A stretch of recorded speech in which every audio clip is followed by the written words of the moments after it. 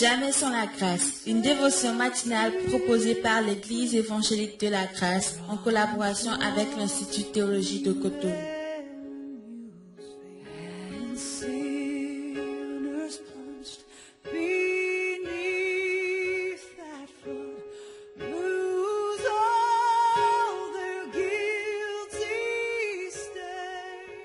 Bonjour chers amis, chers internautes, nouvelle journée, nouvelle provision, bienvenue dans la dévotion de ce matin, d'où Jésus.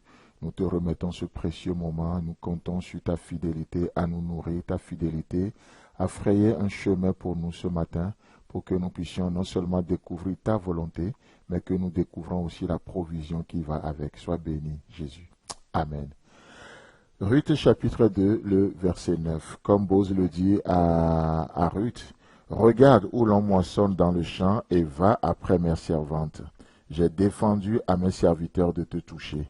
Et quand tu auras soif, tu iras au vase et tu boiras ce que les serviteurs auront puisé.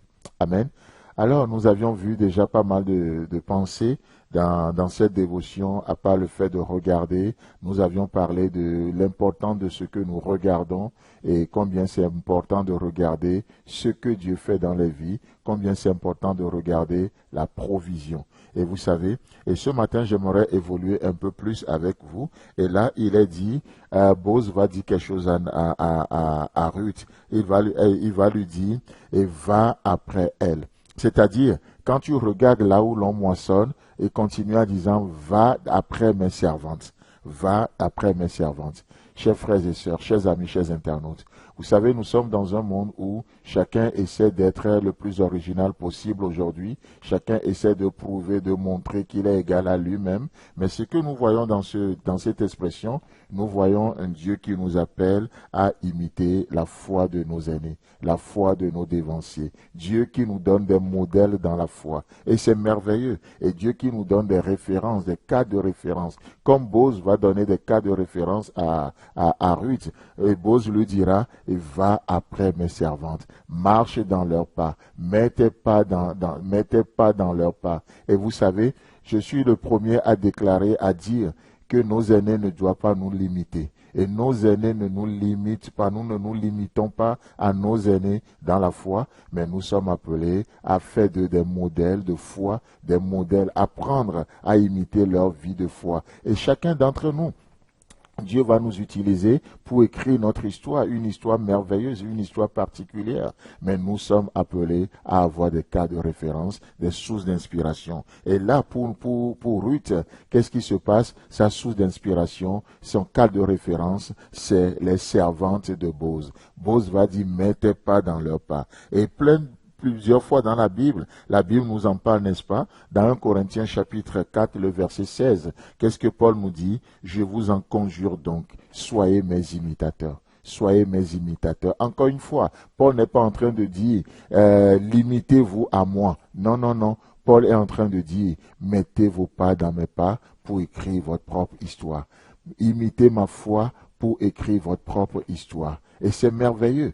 Donc, c'est ça, au fait, imiter la foi de nos aînés. C'est ça, imiter leur foi. Dans 1 Corinthiens chapitre 11, le verset 1, il est écrit, « Soyez mes imitateurs, comme je le suis moi-même de Christ. » Alléluia. Donc c'est Paul qui parle toujours. Et Paul nous dit, au fait, ce qu'il est en train de nous demander, c'est une chaîne. Moi-même, je suis imitateur de Christ, alors je deviens un modèle pour des gens. Vous savez, nous ne prenons pas des indépendants comme des modèles. Nous ne prenons pas des gens juste n'importe qui comme source d'inspiration. Non, parce que notre vie en dépend. Notre vie en dépend. Comme le disent les psychologues, nous finirons toujours par ressembler les 5 personnes que nous fréquentons le plus. Alors, si c'est vrai, et la Bible a repris autrement aussi, avec ces mots, les mauvaises compagnies corrompent les bonnes mœurs. Alors, qu'est-ce que je dis souvent?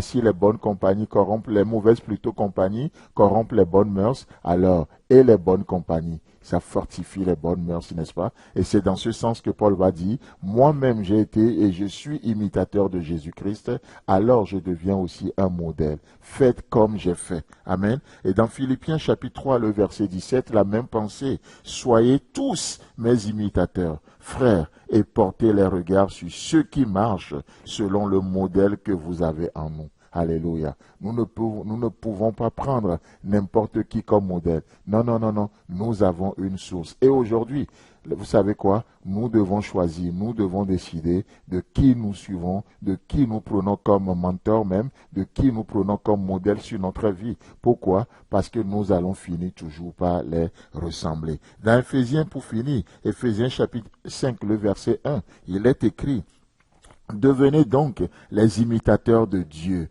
comme des enfants bien-aimés. Alléluia, alléluia. Ô jeune homme, jeune femme, chrétien, chers amis, chers internautes, trouvons nos héros dans la parole de Dieu et dans le corps de Christ. Amen. Que Dieu vous bénisse et Dieu voulant, on se retrouve demain.